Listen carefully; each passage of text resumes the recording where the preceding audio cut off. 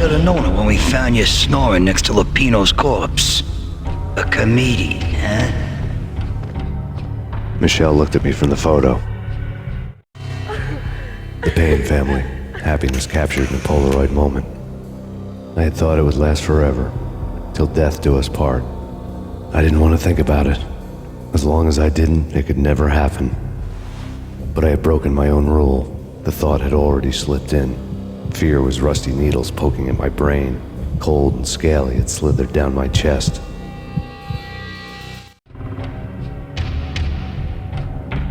The pictures were filled with good. Alex and I had a few moments of glory between us. Crime-fighting comrades, the best in NYPD DEA collaborative team. Good-hearted macho bullshit like that. I would have given anything to have him here as my backup. No such luck. No luck at all. All times.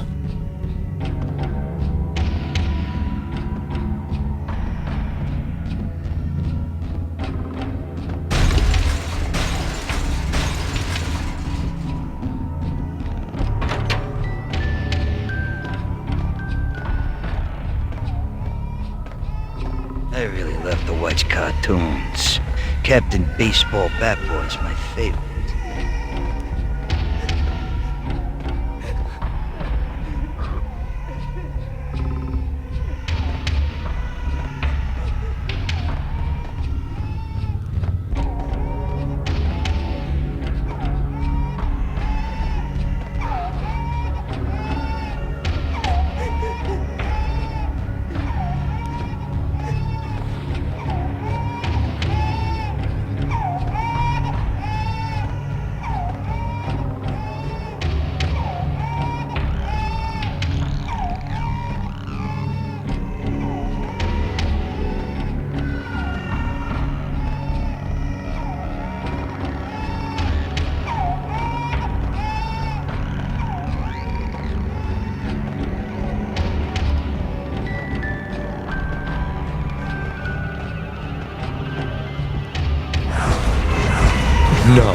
No, please God, no.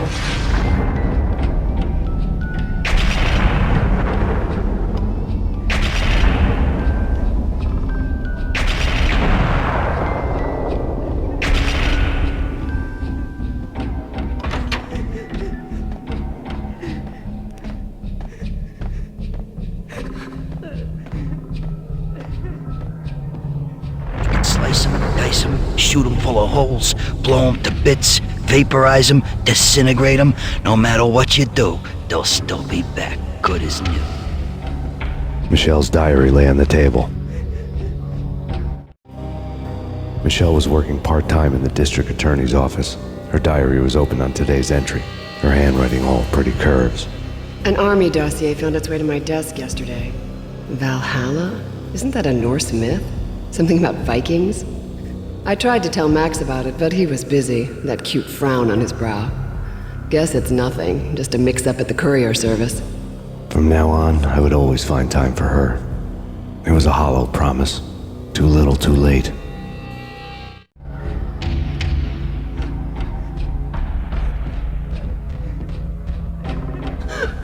Max, no, please, Max! Why? I didn't mean to. I'm sorry.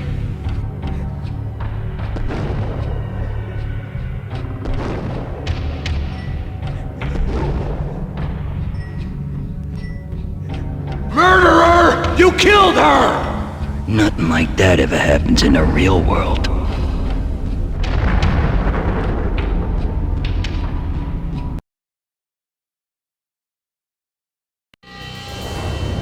I woke up in a bad dream. My head felt 2 sizes too small for my brain. Max Payne. I envy your name. And the killer was smiling. Pleased to meet you. I'm Frankie the Bat Niagra. Niagara, as in you cry a lot? He had a baseball bat and I was tied to a chair. Pissing him off was the smart thing to do.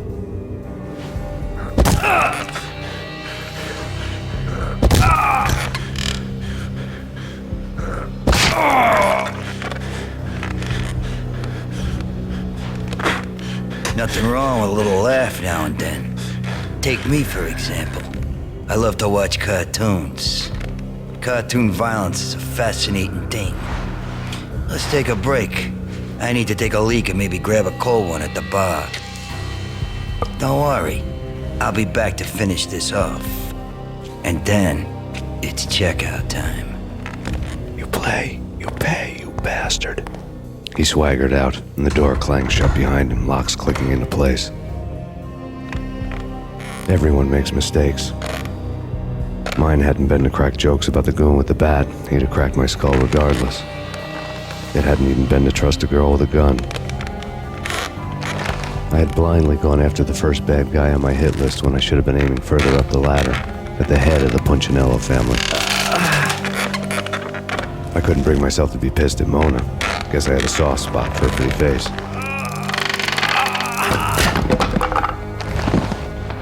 But when somebody decides to play baseball with your head, you tend to get sore. They had dragged me back to the basement of Lupino's hotel. I was beaten, bruised, and blue. I felt like the chair I had broken to get free.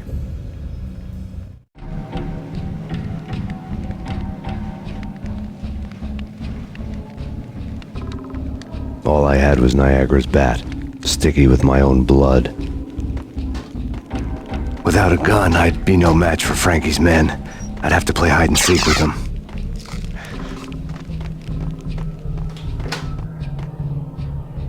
It's Frankie's turf. We'll take care of it. It's Frankie's turf. Hold it! It's Payne! Hold it! What the?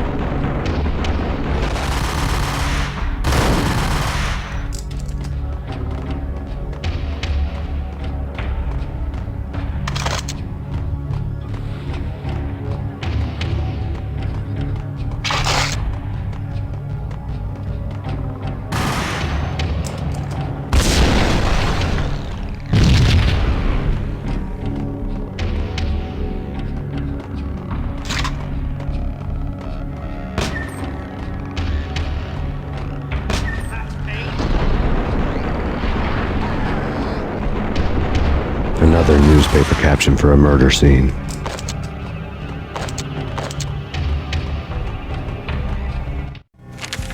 Frankie had left his calling card, a Captain Baseball Bat Boy strip, next to a sewer passage filled with bodies. You'd better not mess with Captain Baseball Bat Boy. Even my archenemy, Bicycle Helmet Girl, swoons at the sight of me. Aha! There were enough corpses to put a mass murderer to shame.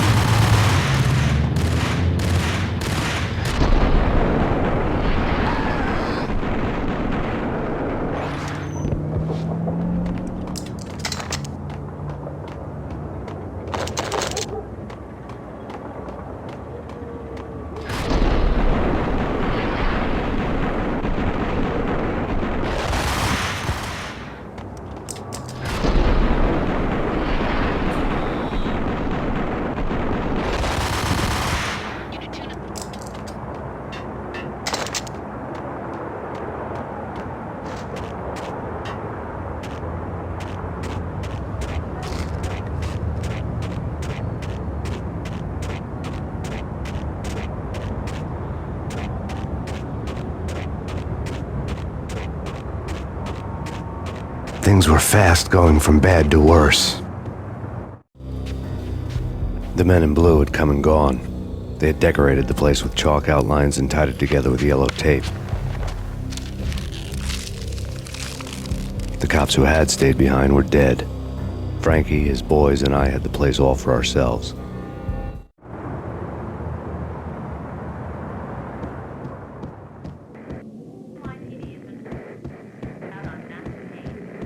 Just forget about it. Just forget about it. Hey, just forget about it. That crazy witch, you should have heard her. She was a real scream when the boys caught her trying to cap the Don.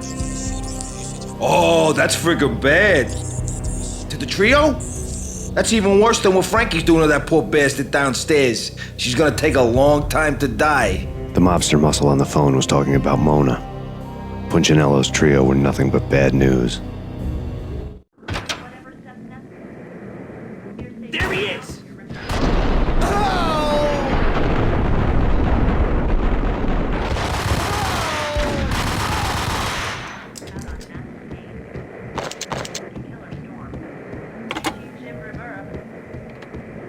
More evidence that Punchinello didn't like it much.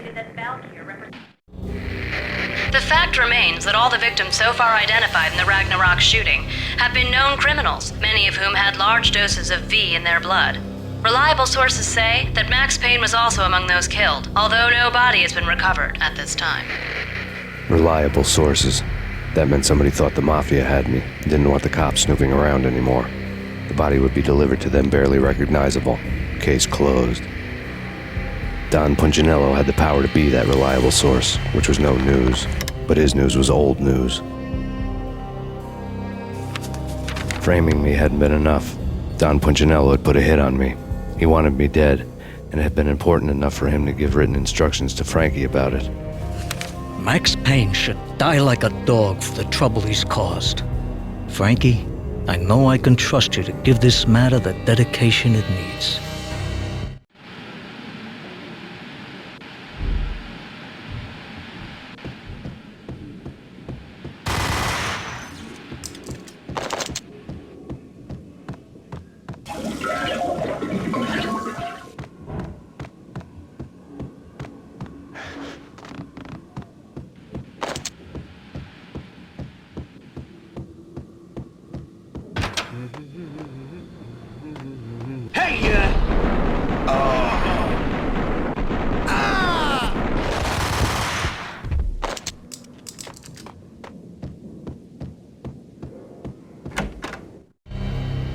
The hotel bar was fast developing quite a history.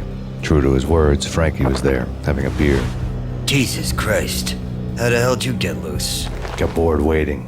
Thought, what the hell, we could just as well finish this here. Fine by me. This works out just as well.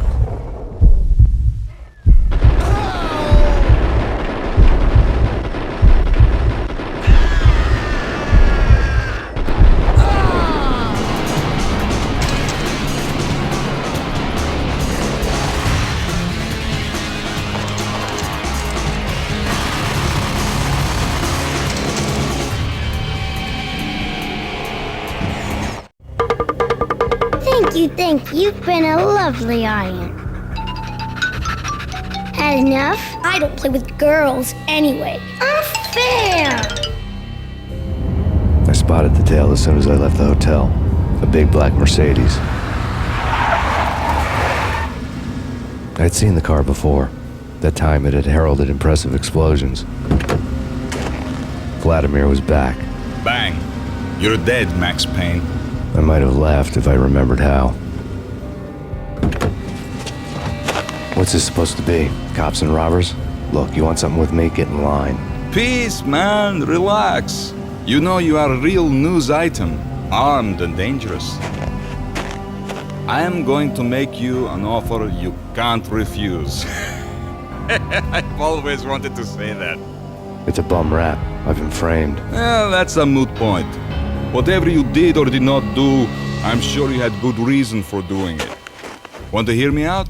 I'm listening.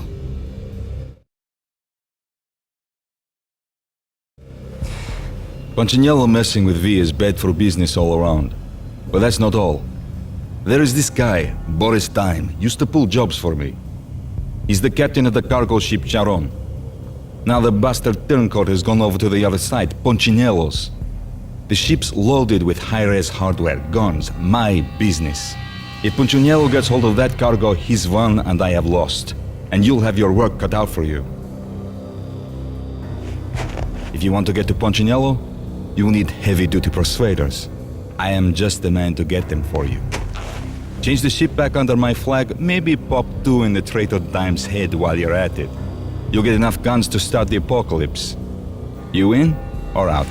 Let's get this show on the road. Vladimir was one of those old-time bad guys with honor and morals, which made him almost one of the good guys. None of us was a saint. The Brooklyn riverfront was a maze of rusty containers, sharp-boned cranes looming up from the snowstorm. On a night like this, you couldn't help but think of the dark army of dead men sleeping with the fishes, cement shoes in line. No Minotaur lurked in this labyrinth, but somewhere out there, on the clanking deck of his cargo freighter, the skipper of the Chiron was waiting, like the ferryman of the river Styx.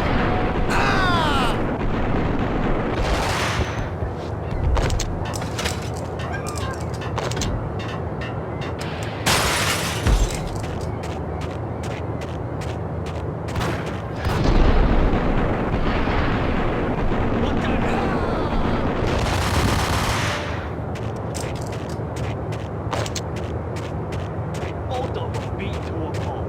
I swallowed it. They couldn't see the...